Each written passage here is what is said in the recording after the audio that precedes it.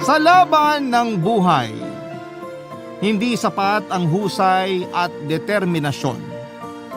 Mahalaga din ang maging patas anuman ang maging hamon para sa natatanging ambisyon. Ikaw kabarangay, anong kaya mong gawin para maisakatuparan ang matagal mo nang pinapangarap? Dear Papa Dudut, may mga tao na handang gawin ang makakaya nila. Maabot lamang ang kanilang mga ambisyon. Pero hindi lahat ay nabibigyan ng pantay-pantay na oportunidad, kaya may iba na kailangan magdoble sika para matupad ang mga pangarap nila sa buhay. At isa na nga po ako sa mga taong hindi pinanganak na mayaman. Kaya naman nangako ako sa sarili ko na wala akong hindi kakayaning gawin para sa ikagiginhawa ng buhay ko. Magandang araw po, Papa Dudut, at sa mga libo-libo nating mga kapuso at kabarangay na kapwa ko ay solid sa pagtutok sa inyong number 1 na programa. Bukod kasi sa nanay ko na palaging nakikinig sa mga hinaing ko sa buhay, ay isa rin po ako sa mga nag-aabang sa programa ninyong Barangay Love Stories. Inaabangan ko rin yung mga payo ninyo tuwing natatapos po ang isang kwento. Yun din ang dahilan kaya naglakas loob akong sumulat sa inyong istasyon. Umaasa po ako na mabibigyan ninyo ako ng advice. Sana rin po ay makapagbigay ng aral ang mga kwentong ibabahagi ko. Tawagin niyo na naman po ako sa pangalang Michael, 26 years old at taga Quezon City. Nagja-job hunting pa po ako sa kasalukuyan, Papa Dudut. Nag-resign kasi ako sa first job ko sa opisina bilang sales coordinator dahil meron pong nangyari. At yun po ang ikukwento ko sa inyo. Hindi naman po yun tungkol sa kumpanyang pinanggalingan ko kundi sa dati kong katrabaho. Hindi ko na lamang po papangalanan yung kumpanya at kung saang lugar po ito. Nangyari po ang kwento ko 2 months ago. Natulong ko po sa maliit na tindahan ng mama ko na tinayo namin noong nakuha ko ang huling sahod ko.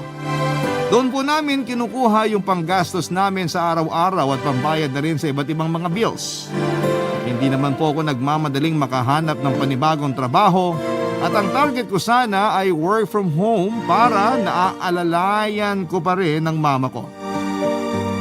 Siya na lang po kasi ang pamilyang meron ako simula nang iwan kami ni tatay para sumama sa ibang babae. Sa katunayan ay hindi siya ang tunay kong ina, Papa Dudut. Patay na po kasi ang biological mother ko at stepmother ko lamang siya. Pero parang tunay na anak na ang turing niya sa akin, Papa Dudut.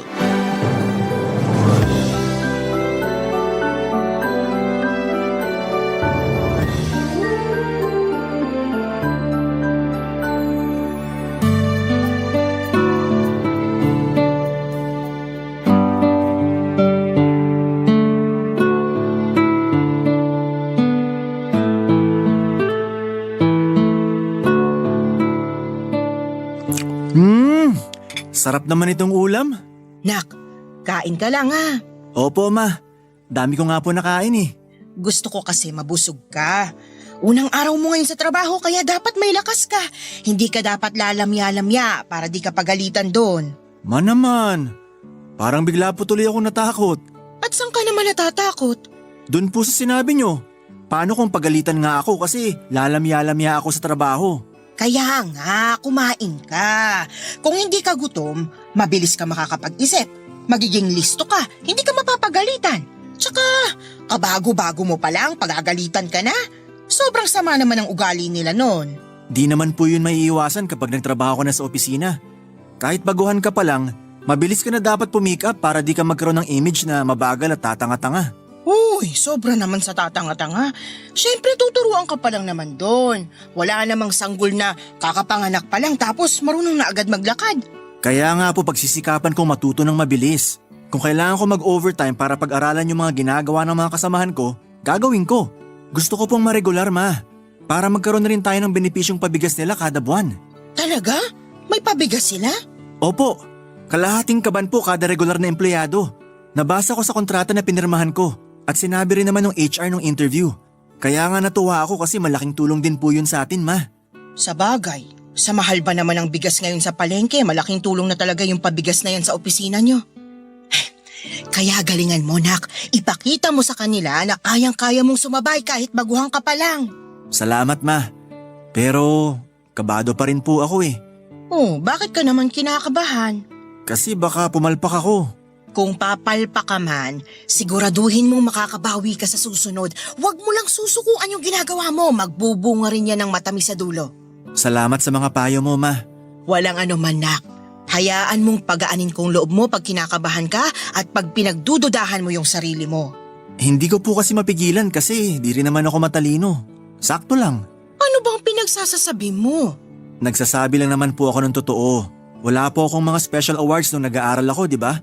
Di katulad ng mga kaklase ko na talagang proud na proud yung parents na kasama nilang umakyat sa stage habang sinasabitan sila ng medalya. Proud din naman ako sa'yo kahit wala kang special awards at hindi ako umakyat sa stage para magsabit ng medalya sa'yo, Michael. Talaga ma? Oo naman! Para sa akin, sapat na yung nakapagtapos ka sa pag-aaral mo kasi doon pa lang, natupad mo na yung pangako mo sa akin na gagraduate ka. Tsaka, huwag mo nga masyadong maliitin yung sarili mo. Matalino ka. May mga mas matalino lang sa'yo pero di naman ibig sabihin nun mahina na ang ulo mo. Iba pa rin naman yung diskarte kapag nagtatrabaho ka na. Naintindihan mo? Opo ma. Salamat po ulit. Kasi lagi kayong nandyan para payuhan ako. Di ko alam yung gagawin ko kung wala kayo. Ikaw talaga, binola mo pa ako. Basta nak, hanggat kasama mo ko, lagi kong ipaparamdam sa'yo na may nanay ka pa. Huwag po kayong mag-alala ma. Gagalingan ko talaga doon. Sisikapin kong maregular. Malay nyo, tumaas na posisyon ko pag tumagal na ako. Kapag nangyari yun, hindi nyo na kailangan pang magtrabaho sa initan para sa panggastos natin araw-araw. Salamat na kasi naiisip mo ko. Pero ayos lang naman ako eh. Kaya ko pa naman magbanat ng buto. Intindihin mo yung trabaho mo. Magtulungan tayo para matupad yung mga pangarap mo para sa pamilya natin.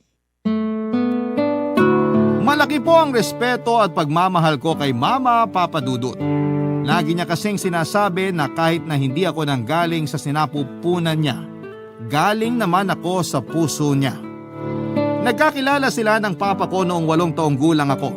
Nang mga panahong yon ay mahigit 1 taon nang patay ang tunay kong nanay. Napansin ko na kaagad noon sa kanya na malapit siya sa mga batang katulad ko. Kaya naman nung tumira na siya sa amin ay nabawasan ang pangungulila ko sa namayapa kong ina. Maganda po si Mama, makinis ang balat niya, maputi at mas batang tingnan kesa sa edad niya.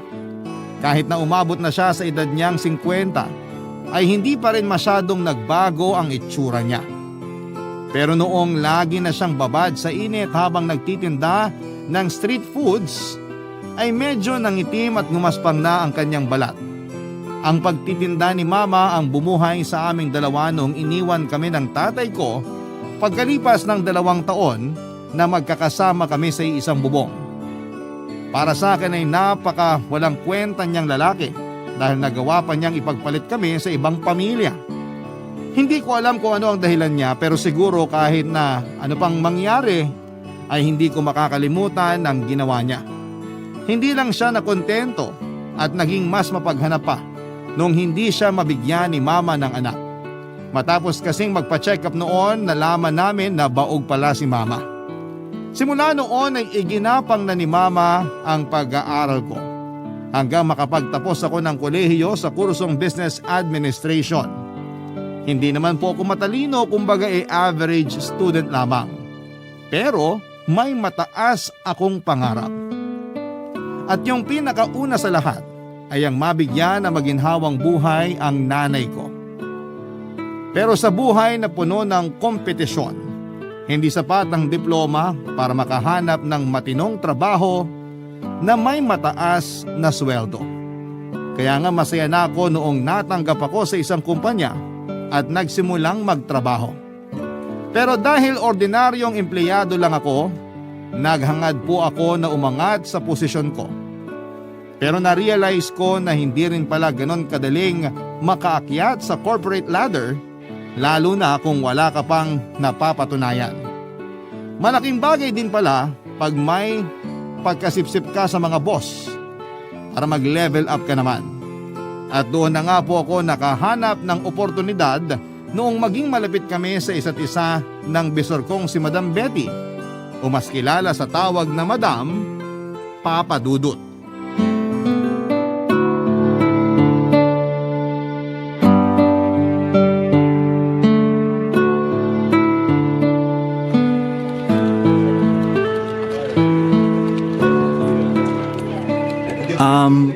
Good morning po, madam. Good morning din. Sino ka nga ba uli? Michael po yung pangalan ko. Taga sales department po ako. Coordinator po. Okay. Pasensya ka na, Michael. Alam mo naman 3 department yung hawak ko tapos ang dami ring bago kaya hindi ko na kinikilala isa-isa. Pero pamilyar yung mukha mo sa akin. Nagkita na tayo sa mga meeting, tama? Tama po. Pero ako po yung laging nasa likod. Ganun ba? Dapat pumunta rin kayong mga coordinator sa unahan para mas maging pamilyar kayo sa kalakaran ng trabaho natin. Madam, nakakahiya naman po kasi. Yung mga account executive po yung nakaupo lagi sa unahan kasi mas matataas sila sa amin. Hayaan mo, sa susunod na meeting, pauupuin ko sila sa likod. Pero ayos lang po ba yun? Oo naman. Ako naman supervisor nyo. Nga pala, anong kailangan mo sa akin? Ay, oo nga pala. May dala po akong sales report, yung pinapapasa nyo po. Eto po. Lagay mo na lang sa mesa ko. Salamat. Sige po. Alam mo, cute ka. Po? Sabi ko, cute ka. Kahawig mo yung panganay ko. Ilang taon ka na ba? 25 po. Kaka-25 ko lang po 2 months ago. Mas matanda lang yung bunso ko ng 1 buwan, pero mukha kang mas mature tingnan. Tapos, matangkad ka pa. Siguro matangkad tatay mo. Opo. Ganun nga po. Sabi na yung ex-husband ko kasi kinulang sa height, kaya di masyadong matangkad mga anak ko. Pero okay na rin, nagmana naman sila sa akin ng talino. Nag-gym ka ba? Laki kasi ng muscles mo Laki rin ang katawan mo, pati yung muscles mo sa binti. Dati po. Pero sa mga bakal gym lang po. Kakilala ko kasi yung may-ari kaya nakakalibre ako. Wala naman po kasi akong pambayad sa mga mamahaling gym Kaso, ayun nga po. Lumipat na sila ng pwesto. Sa mas malayo na kaya di na ako nakakapagbuhat. Pero kung ako sa'yo, aalagaan ko yung katawan ko kasi maganda. Baka mapakinabangan ko. Ano pong ibig niyong sabihin? I mean, malay mo, may kumuha sa'yo para magmodelo. Papasa kang model ng mga panlalaking underwear sa mga brochure. Pag nangyari yun, wag mo akong kakalimutan ha? Parang imposible naman pong mangyari yon. Kasi wala naman akong kakilala na nagkatrabaho sa ganon.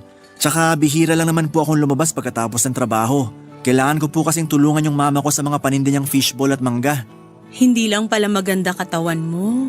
Masipag ka rin. Hanga ako sa'yo. Sigurado ako na dadalin mo sa trabaho natin yung sipag mo. Oo naman po. Kahit na baguhan pa lang po ako, pinapangako ko na magiging masipag ako. Ganyan nga. Yan yung mga gusto ko sa mga baguhan. Gigil sa trabaho. Sana naman hindi yan mawala kahit na matagal ka na rito. Yung iba kasi dyan, bumilang lang ng taon, patamad na ng patamad.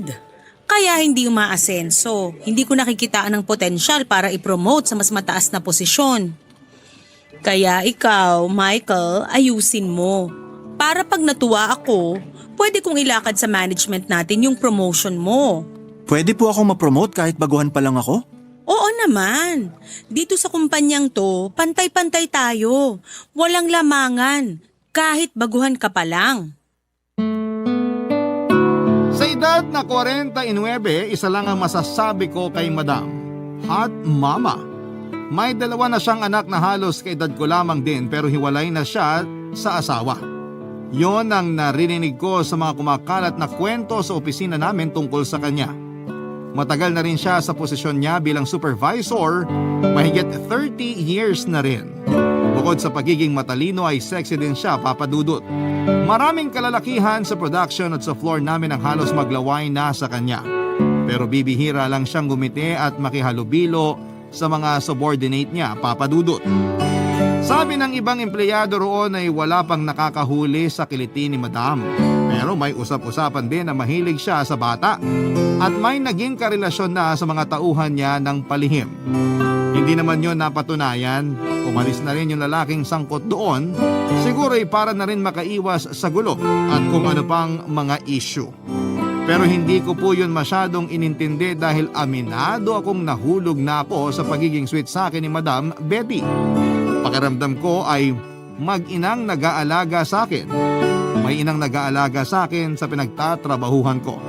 Napaka maasikaso kasi niya, bagay na hindi naman niya ginagawa sa iba, Papa Dudut. Minsan na rin niyang sinabi sa akin na espesyal ako sa kanya. At ang turing niya raw sa akin ng mga panahong yon ay isang baby boy. Isang baby boy para sa kanya. Barangay Love Stories. Barangay Love Stories. Sa paglipas ng mga araw, lalo kaming naging close ng bisor kong si Madam Betty, Papa Dudut. Hindi ko tuloy mapigilang isipin na may gusto siya sa akin dahil may mga pagkakataon na masyado na siyang maharot, Papa Dudut. Bilang isang lalaki, ramdam ko kapag interesado sa akin ang isang babae. Kaya naman sinamantala ko yung pagiging malapit namin ni Madam sa isa't isa para ma-promote ako sa trabaho. Balita ko kasi kapag nagustuhan niya ang subordinates niya ay nagpo-promote siya. Simula noon ay wala na akong ginawa kundi ang magpa-impress sa bisor ko para lalo niya akong pansinin at mas mahumaling pa siya sa akin.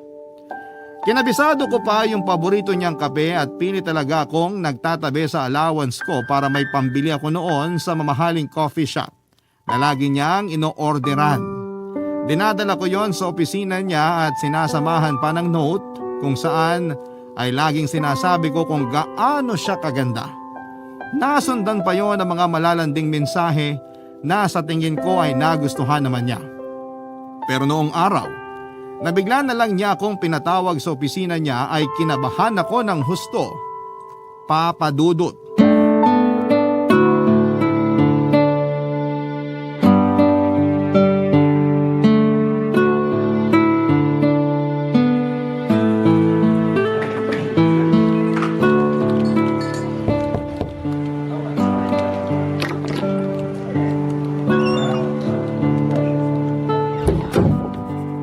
Maupo ka muna, Michael. Medyo mahaba tong usapan natin. Sige po. Siguro naman may idea ka na kung bakit kita pinatawag, di ba? Hindi na ako magpapaligoy-ligoy pa. Pinatawag kita kasi gusto kong pag-usapan natin yung tungkol sa pagdadala mo ng kape sa akin tuwing umaga. Pag-iiwan ng notes na may malalanding message at pakikipaglapit mo sa akin. Alam mo ba na pinagbabawal yun sa kumpanya natin? Kasama yun sa code of conduct nating mga employee. Bawal na bawal ang pakikipaglandian sa mga boss. Pasensya na po kayo, Madam. Akala ko po kasi... Kung ginagawa mo yon para sumipsip sa akin at ma-promote ka, ngayon pa lang, tigil-tigilan mo na yon, Michael. Kasi kung hindi, sinasabi ko sa'yo, may kalalagyan ka. Hindi naman po sa ganon. Anong akala mo sa akin? Madadaan mo sa pakape-kape mo at pag-iiwan ng mga ganong mensahe? Pasensya na po kayo, Madam. Akala ko po kasi ayos lang sa inyo. Kasi tinatanggap niyo naman yung kape. At wala naman kayong sinasabi. Well, hindi ko naman sinasabi sa'yo na hindi ko gusto yung ginagawa mo. Na-appreciate ko yon, pero sana tigilan mo na. Ayoko maging tampulan ng chismis sa opisinang to. May reputasyon akong pinanghahawakan. Ano na lang iisipin sa akin ng mga katrabaho mo kung makikita nilang pinapaboran kita? Hindi ko po naisip yung tungkol sa bagay na yon. Sorry po. Okay lang. Pero kung hindi mo yung ginagawa para lang sa promotion, ano pang dahilan mo? Po? Ano pang dahilan mo, Kako? Nababaitan po kasi ako sa inyo, Madam. Kaya kahit papano gusto ko po kayong pasayahin. Pero titigilan ko na po yun kung magiging dahilan pa yun ng pagkasira ng reputasyon nyo. Pasensya na po ulit. Tinatanggap ko naman yung apology mo. Huwag kang mag-alala. Wala akong planong mag-report sa HR. Ay, salamat po, Madam. Ang totoo, Natutuwa ako sa'yo kasi ikaw pa lang yung nagsabing nababaitan ka sa akin. Marami kasi sa mga under ko na mahigpit at stricta yung tingin sa akin. Wala naman akong pakialam doon dahil trabaho ang pinunta ko rito at hindi para makipagkaibigan sa kanila. Pero ikaw, aaminin kong nakuha mo yung atensyon ko. Lalo na sa pagiging thoughtful mo. Kaya nga iniinom ko pa rin yung kaping bigay mo at tinatabi yung notes na kasama nun. Alam mo, may itsura ka. Type kita, pero masyado kang bata. Para nakitang anak. Malaki na po ako. Hindi na po ako bata. Talaga? Kung ganon, marunong ka na ring humalik?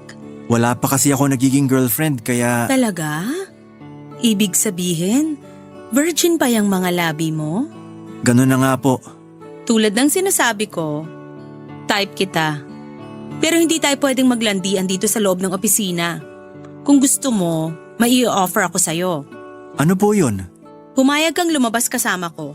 Mag-date tayo para mas makilala pa natin ang isa't isa. Wala pong kaso sa akin yun pero… Pero pwede po bang sa sweldo na lang? Wala kasi akong pang-date eh. Inaasahan ko na yan. Pero tingin ko, kulang pa rin yung sweldo mo pambayad sa kakainin natin dun sa restaurant na lagi kong pinupuntahan. Kaya hayaan mo na, sagot ko na yon. Total ako naman yung nagyaya. Basta sumama ka na lang sa akin tapos magkwentuhan tayo. Kailangan ko rin kasi ng kaibigan na makakasama tuwing lumalabas ako. Wala na kasing time sa akin yung mga anak ko at wala naman akong minimit na ibang lalaki. Yun eh kung ayos lang sa'yo. Makakatanggi pa po ba ako niyan? Ayos na ayos po yun, madam. Good. Pero gusto lang kitang balaan ha. Huwag kang mafa-fall sa akin kasi hindi naman ako naghahanap ng karelasyon. Gusto ko lang talaga ng makakasama. Parang kaibigan, ganon. Pero huwag ka mag-alala kasi babayaran ko naman yung oras mo. Hindi ka malulugi sa akin. Grabe ang kabako ng panahon na yon, Papa Dudut. Akala ko kasi ay sisibakin na ako sa trabaho dahil sa mga pinaggagawa ko. Mabuti na lang at iba pala ang rason ng bisor ko nung pinatawag niya ako at lumabas ako noon ng opisina niya na may ngiti sa mga labi. Matapos ang naging alok niya sa akin. Pero syempre, sinekreto namin yon dahil ayaw niyang mapulaan ang mga higher boss namin. Baka raw kasi madamay pa ang posisyon niya sa trabaho, bagay na sinang-ayunan ko naman noon. Simula noon ay binawasan ko na ang pagiging malapit sa kanya tuwing nasa opisina para ipakita sa mga katrabaho namin doon na walang namamagitan sa aming dalawa. Tapos doon na nga po may nangyayaring milagro sa amin ni Madam sa labas ng opisina. Palihim po kaming nagkikita para mag-date, Papa Dudut. Sinasama din niya ako sa mga lugar na lagi niyang pinupuntahan na noon ko pa lamang napuntahan sa tanang buhay ko. Madalas po yun sa mga mamahaling mall, restaurant at pasyalan. Binilhan niya rin po ako ng mga magagandang klase ng gamit tulad ng cellphone dahil lagi kong nirereklamo yung lumang modelo na ginagamit ko. Outdated na rin kasi yon, kaya may mga pagkakataon na naglalag at namamatay na lamang bigla, lalo na kapag tinatawagan. Hindi ko naman po kasi priority ang pagbili ng gadget ng panahong yon dahil kung hindi sapat ay kulang pa ang perang kinikita ko sa trabaho. Kaya laking pasasalamat ko nang dumating sa buhay ko si Madam Papa Dudut.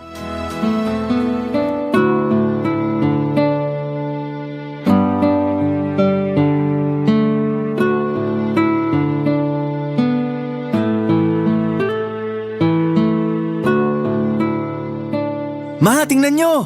Binilhan ko po kayo ng bagong damit. Eto po oh. Oh! Wow! Ang ganda naman ito, Nak! Opo, bagay na bagay sa inyo. Pwede nyo isukat. Sige, pero… Hala, ang mahal naman pala nito. Tingnan mo nakalagay sa price tag. 700 pesos na agad tong blouse na to, Nak. Opo ma. Pero magandang klase naman po yung tela niyan, tsaka solid din pagkakatahi. Matibay. Tsaka tingnan niyo yung brand. Hindi po basta-basta. Mamahalin. Oo nga, kaso… nakakapanghinayang pa rin isuot kasi mahal. Tsaka isipin mo, yung 700 na pinambili mo nito, marami na sana tayong nabili para dito sa bahay. Okay lang po yun kasi meron naman po tayong pang grocery. Ma, eto po. Ha? Kunin niyo na po. Sige na po, ma. Sige na nga. Tapos ito naman po yung para sa mga bills natin. At ito, para sa inyo, ma. Kunin niyo na po to. Meron pa para sa akin? Opo, ibili niyo na mga gusto niyo. Ang laki nito, Nak! Halos 2,000 rin. May 3,000 pang grocery at may pambayad na rin sa bills. Tapos, binilan mo pa ako ng mamahaling damit. Teka, sweldo niyo na ba? Hindi pa po. Sa komisyon po namin yan, ma. Ang laki naman ng komisyon niyo, Nak! Pero ikaw, may natira pa ba para sa'yo? Meron pa po. Huwag niyo po ako alalahanin. Para po talaga yan sa inyo, ma. Kung tutuusin, maliit pa nga po yan eh. Anong maliit? Malaki na to, ano ka ba? Maliit pa po yan kumpara dun sa mga ginastos niyo sa pag-aaral ko. Hindi ko po yun mababayaran, ma. Hindi naman ako naniningil. Hindi rin ako nagkukwenta ng mga ginastos ko para sa'yo. Masaya ako habang nagtatrabaho kasi para sa'yo yun. Para sa pag-aaral at kinabukasan mo. Anak kita eh. Thank you, ma. Kasi tinuring niyo akong anak kahit hindi ako nanggaling sa inyo. Mahal kita. Hindi mo kailangang manggaling sa akin para ituring kitang tunay na anak. Mahal din po kita, ma. At pangako, gagawin ko po lahat para makabawi ako sa inyo. Magsisikap po ako para matupad natin yung mga pangarap natin. Tama naman na magsikap ka. Pero huwag mo masyadong i-pressure sarili mo. Tandaan mo, hindi naman masama kung magdadahan-dahan ka. Hindi mo kailangang magmadali kasi ikaw din yung mahihirapan. Tatandaan ko po yung mga sinabi niyo, ma. Oh, siya, sige. Mabuti pa kumain na tayo. Nagluto ako ng paborito mong sinigang na bangus. Wow! Talaga po? Oo naman. Nung isang araw mo pa inuungot yun eh. Kanina ko lang naalala. Kumain ka na marami ha. Humigop ka rin ng maraming sabaw. Man naman eh. 25 years old na po ako. Di na po ako bata. Kahit na umabot ka pa ng 30, hindi magbabago trato ko sa'yo. Pero sana umabot pa ako sa edad mong yon, Nak. Aabot pa po kayo sa edad na yon. At maaabutan niyo pa rin po mga magiging apo niyo sa tuhod, ma. Grabe naman. Sobrang tanda ko na siguro nun pag nagkataon. Baka di na ako makalakad at nakaratay na lang sa higaan. Ang lawak po ng imahinasyon niyo, ma. Kumain na lang po tayo. Sige, baka gutom lang ito. Papa Dudut, yun po ang unang pagkakataon na binigyan ko si mama ng perang mas malaki sa lagi kong ibinibigay sa kanya tuwing sweldo. Kaya nga, sinabi ko na komisyon ko yon para hindi na siya mag-isip ng kung ano-ano. Totoo na hindi ako gumagawa ng masama para makuha ang perang yon. Hindi po ako nagnanakaw o nanlalamang ng kapwa. Pareho naman namin ginusto ni Madam ang kung anumang ginagawa namin, saka malaki na ako at alam ko na ang tama at mali. Pero aaminin kong bago lang ako sa hook-up culture, Papa Dudut. Kaya mas marami pa ring bagay na tinuro sa akin si Madam, lalong-lalo na pagdating sa pakikipagromansa. Tuluyan na pong nawala ang kainosentehan ko, Papa Dudut. Namulat po ako sa mga bagay na noong ko lamang naengkwentro sa tanang buhay ko. Masasabi ko po na masaya naman yung naging karanasan ko at mas nakadagdag siya sa pagkalalaki ko, lalo na kapag nasatisfied ko si Madam sa pakikipagromansa. Kaya lang habang tumatagal ay nakakaramdam po ako ng kakaiba. Yun bang unti-unti na akong nahuhulog sa kanya kahit na noong una ay nilinaw niyang no feelings attached daw yung relasyon naming dalawa. Pero paano po ba pigilan na huwag magkagusto sa babaeng alagang-alaga ka? Dati, wala naman akong pakialam kapag ilang araw niya akong hindi kinokontak o kaya ay kapag gusto lang niyang may mangyari sa amin, saka lang kami magkikita. Walang kaso at ayos lang sa akin yon. Hindi rin ako naging masyadong matanong sa personal niyang buhay dahil ang pagkakakilala ko sa kanya ay kayang-kaya niyang i-handle ang lahat. Mas ako pa nga yung madalas na nagkikwento sa kanya ng mga hinaing ko sa buhay, Papa Dudut. Kaya nung na-realize ko na yung feelings ko sa kanya ay hindi ko mapigilan, na maapektuhan at hanap-hanapin siya, lalo na sa mga panahong pinaparamdam niya sa akin kung ano lang ba talaga ako sa buhay niya, ay nasasaktan ako, Papa Dudut. Mukhang in love na yata ako sa kanya ng mga panahong yon. Barangay Love Stories. Barangay Love Stories.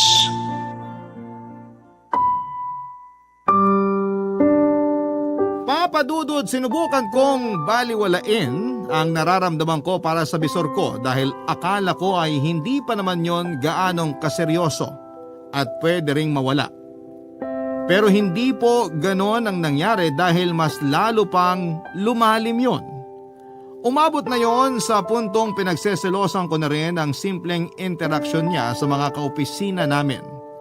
Lalo na kung pakiramdam ko ay hindi lang yon simpleng usapin tungkol sa trabaho. Tapos lahat ng bagay tungkol sa kanya ay nakikialam na ako, Papa Dudut. Pati personal niyang buhay, kasama na ang mga anak at dati niyang kinakasama ay inuusisa ko na rin.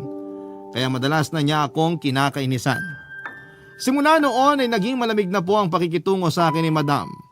Hindi na niya ako madalas kinokontak, Papa Dudut. At kahit tuwing nagkikita kami sa opisina ay hindi na rin niya ako pinapansin tulad ng dati. Malamang ay busy na siya sa mga katrabaho kong lalaki na nakakuha ng atensyon niya.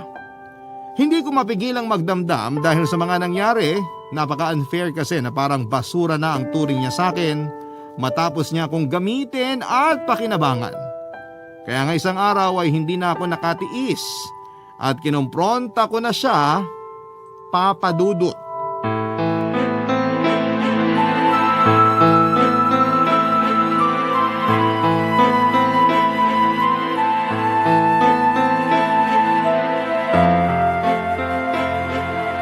Anong sinabi mo?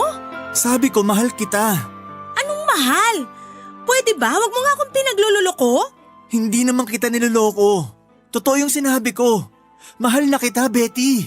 Wag mo akong tatawagin ng ganyan. Baka may makarinig sa'yo dito sa opisina at mag-isip pa ng kung ano-ano. Saka pwede ba? Kalimutan mo na nga yung nararamdaman mo sa akin. Alam mo namang hindi kita kayang mahalin. At bakit? Anong bakit? Hindi ko lang kasi maintindihan kung bakit hindi mo ko kayang mahalin eh. May nangyari na sa atin. Sinabi mo na mahal mo ko nung ginagawa natin yun. Tapos… Nadala lang ako pero walang kahulugan yon. Masyado mo namang binigyan ng kulay lahat ng sinabi ko. Malamang nasarapan ako sa ginawa mo kaya ayun, nakapagbitiw ako ng ganung salita. Saka una pa lang, may usapan na tayo na babayaran ko lang serbisyo mo, di ba? Hindi kasama dun yung magkagusto ka sa akin. Ay, yan na nga ba sinasabi ko eh. Kaya bigla ka nagkaroon ng paki sa personal kong buhay kasi may iba ka nang nararamdaman. Kaya mo ba ako iniiwasan? Kaya ka ba nanlalamig sa akin? Oo, kasi ayoko sa lahat yung nagtatanong tungkol sa personal kong buhay. Ayokong pag-usapan yung tungkol sa pamilya ko at lalo na sa mga anak ko. Kung ano lang yung sabihin ko, yun na yun. Natutuwa nga ako sa'yo nung una kasi di ka matanong. Tapos biglang-bigla ka nalang magiging pakialamero? Sino matutuwa doon? Sige nga. Mahal nga kasi kita. Hindi mo ko mahal. Baka akala mo lang yon. At kahit totoong mahal mo ko, wala na akong magagawa para doon. Pakontento ka na lang sa kung ano tayo. Huwag ka nang maghangad pa ng sobra. Baka naman kasi meron ka ng iba. Ano bang pakialam mo? Ayaw mo na sa akin kasi may iba ka na. Pinagpalit mo na ako. Binabalaan kita ha? Kapag nag-eskandalo ka sa opisina ko, may kalalagyan ka sa akin. Sorry po, madam. Sa susunod, alamin mo kung saan ka lang dapat lumugar. Ayoko sa lahat yung masyadong matanong, masyadong pakialamero at nagmamarunong. Okay ka naman nung una, kaya nga nagustuhan kita eh. Pero habang tumatagal, masyado ka ng pasikat. Ayoko ng pakiramdam na kinokontrol ako. May sarili akong pag-iisip. Hindi ako nagpapa-under sa kung kani-kaninong lalaki, Michael. Kaya kung ayaw mo sa gusto kong mangyari, mabuti pa, tigilan na natin to. Pero wag na wag mong ipagkakalat yung tungkol sa bagay na yon dahil mananagot ka sa akin. Nagkakaintindihan ba tayo? Opo, madam. Ayusin mo yung sarili mo. Baka mamaya kung ano pang isipin sa'yo ng mga katrabaho mo pag nakita kang ganyan. Sinisira mo yung umaga ko. Buiset! Opo. Pasensya na po. Sandali! Ano po yun? Basta yung usapan natin ha. Huwag kang magkakamali na magkwento kung kani-kanino kasi may kalalagyan ka. Alam mo kung anong posisyon ko rito kumpara naman sa'yo. Opo, naiintindihan ko po. Hindi ko po ipagkakalat yung nangyari. Yan yung gusto ko sa'yo. Masunurin ka. Sana hindi ka magbago. Huwag kang kagaya dun sa mga senior mo na matatagal na sa kumpanya kaya suwail na't makakapalang muka. Sige na, umalis ka na. Para po akong binuhusan ng malamig na tubig matapos kong marinig ang mga sinabi sa akin ni Madam Papadudot. Tagos hanggang buto ang mga binitawan niyang salita kaya naman kahit nawala na ako sa opisina niya ay parang napapakinggan ko pa rin yon. Hindi po ako makapaniwala na sa loob ng maiksing sandali ay wala man lang ni katiting na pagmamahal na nabuo para sa akin ng bisor ko. Akala ko kasi ay nagkakagusto na rin siya sa akin noon matapos yung mga bagay na ginagawa namin. Pero mali pala ako ng akala lahat ng yon ay wala lang sa kanya. Pakiramdam ko ay ginamit niya lamang ako. Pero hindi ko naman po yun pwedeng isumbat sa kanya dahil pumayag naman ako. Tinanggap ko yung perang binayad niya at yung mga bagay na nabili niya para sa akin. Naging masaya naman ako. Hanggang sa nagkagusto ko sa kanya dahilan para maging komplikado na ang sitwasyon. Aaminin ko po na naging ganid ako sa kagustuhan kong mabilis na matupad ang mga pangarap ko. Akala ko ay kaya ko nang magdesisyon ng mabuti at tama para sa sarili ko pero noong ko lang napagtanto na nakakaawa pala ako. Hiyang-hiya po ako sa sarili ko at hindi ko po alam kung paano ako uusad. Naapektuhan na rin po noon ang performance ko sa trabaho kaya madalas na akong napapagalitan ng bisor ko at ng ibang mga boss na mas mataas pa sa kanya. Kita ko rin kung paano ako pagtawanan ng mga katrabaho ko. Bagay na mas ikinabigat pa ng loob ko, Papadudot. Kaya naman pagkalipas lang ng halos 9 na buwan ay nag-decide po akong umalis sa pinagtatrabahuhan ko.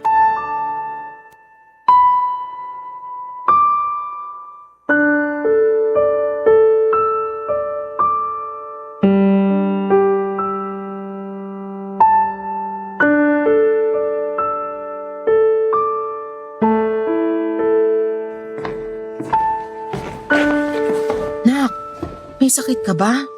Wala naman po, ma. Bakit niyo po natanong? Hindi mo kasi inubos yung hapunan na hinanda ko. Paborito mo pa naman yung ulam. Wala po kasi akong gana. Pasensya na po. Pero kumain ka lang kapag nagutom ka ha. Opo, ma. Salamat po. Hindi ka pa ba matutulog? Hindi pa po ako inaantok. Gusto mo samahan muna kita rito sa sala? Hindi pa po ba kayo inaantok? Hindi pa, nak. Magkwentuhan muna tayo. Namimiss na rin kasi kita kausap eh. Sige, ma. Kumusta ka naman? Naghahanap pa rin po ng mapapasukang trabaho. Pansin ko nga. Maghapon kang nakatutok sa cellphone mo eh. Opo. Nagpapasa ako ng application online. Tapos naghihintay na lang ng appointment for interview. Kaso ilang araw na wala pa rin tumatawag kahit isa. Nawawalan na po ako ng pag-asa na makahanap ng trabaho. Huwag kang mawalan ng pag-asa. Napakaraming kumpanya na hiring dito sa Pilipinas, nak. Marami nga po pero hindi naman pasok sa hinahanap ko. Ay, napapressure po ako, ma. Hoy, ilang araw ka pa lang naman walang trabaho. Tsaka, hindi naman kita pinaghahanap agad, nak. Mas gusto ko nga na nandito ka muna sa bahay para may kasama ako. Gusto ko rin naman po yun, ma. Pero di ko lang po mapigilang malungkot. Basta, nak, tandaan mo, kahit gaano pa kahirap. Tsaka naniniwala ako na may mahahanap ka ring trabaho na gusto mo. Opo, ma. Salamat po. Walang anuman. Pero may hindi ka pa nasasabi sa akin. Hindi mo pa nakukwento yung dahilan kung bakit ka nag-resign sa dati mong trabaho. Ano ba kasing nangyari? Hindi ko pa po kayang ikwento sa inyo, ma. Pero wag po kayong mag-alala kasi hindi naman ako naagrabyado. Gusto ko na lang po talaga ng peace of mind kaya umalis na ako sa kumpanyang yon. Kung tungkol yun sa mga katrabaho mo, Wala namang masama sa ginawa mo. Hindi talaga lahat ng tao magugustuhan tayo kahit na ayos naman tayo sa kanila. Kung kayo yung nasa posisyon ko, anong gagawin nyo? Katulad ng ginawa mo. Aalis din ako kung wala na yung peace of mind. Pero syempre, may mga pagkakataon na kailangan mo ring tapangan ng loob mo. Kung ayaw sa'yo ng isang tao, huwag mo siyang pilitin na magustuhan ka. Katulad na lang sa trabaho. Pumasok ka lang para magtrabaho. Kung may makikipagkaibigan sa'yo doon, bonus na lang yun. Salamat po sa mga payo, Ma. Bata ka pa. Marami ka pang tao na makikilala. Magiging kaibigan mo sila, magiging malapit sila sa puso mo. Pero minsan, kailangan mong magpaalam sa kanila kasi hindi na sila pwedeng maging parte pa ng buhay mo. At ayos lang naman yun kasi umuusad tayo. Yan po ba yung mga bagay na natutuhan nyo sa buhay? Sa tinagal-tagal ko nang nabubuhay sa mundong ito, marami-rami na rin akong karanasan sa mga taong ganyan. Yun bang dumating, tapos nang iwan? Katulad po ni tatay? Oo, pero nakaraan na yun. Nakausad na ako kasi nandiyan ka naman. Ikaw yung hindi ko hinanap, pero kusa kang dumating. Kahit hindi kita tunay na anak, mahal kita. At nagpapasalamat ako sa Diyos na pinagkaloob ka niya sa akin. Ako rin, Ma. Nagpapasalamat din po ako sa Diyos kasi naging mama ko kayo. Kaya promise po, hindi ko kayo iiwanan.